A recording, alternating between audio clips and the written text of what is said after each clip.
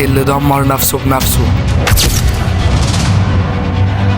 قال للتاريخ لأ عشان خاطر الطموح. دي مش مجرد قصة لاعب كورة، دي قصة نجم صنع الجمهور وكسر قلبه قرار.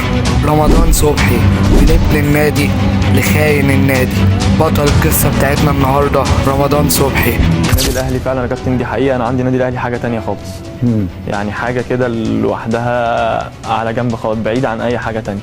رمضان صبحي موهبة اتولدت سنة 1977، بدأ في ناشئين الأهلي وكان واضح من أول يوم ليه في النادي إن هو لعيب مختلف، عنده شخصية وحضور وكاريزما والجرأة إن هو يلعب وسط الكبار.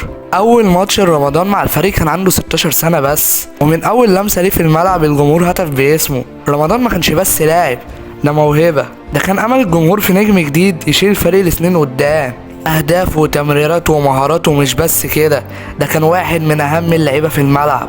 وفي ماتش الزمالك لما وقف على الكورة وحفر اسمه في التاريخ، الجمهور ساعتها قال ان هو شكله هيبقى خليفة الماجيك ابو تريكة، والمنتخب ساعتها ضمه في سن صغير.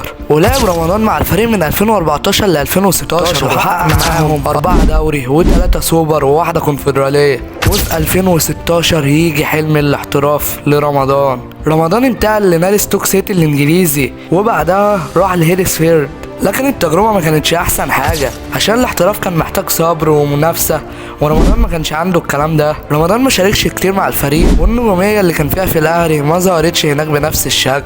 وبعديها رمضان يرجع على الاهلي على سبيل الاعارة. ساعتها جمهور الاهلي استقبله كبطل راجع بيته.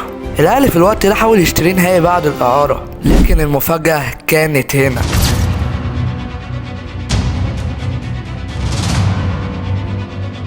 رمضان رفض الاهلي وقرر يروح نادي ملوش اسم ومعمول كده وجس في الاهلي عشان الفلوس. القرار ده كان زي الصدمة على جمهور الاهلي. جمهور الاهلي حس بالخيانة، نجمهم المفضل رفض الاهلي وهو ابن النادي وراح النادي اللي لسه بيحاولوا يعملوا تاريخ. ومن وقتها وبعد القرار ده رمضان ما قدرش يرجع للفريق بتاعه ولا مع بيراميدز ولا مع المنتخب.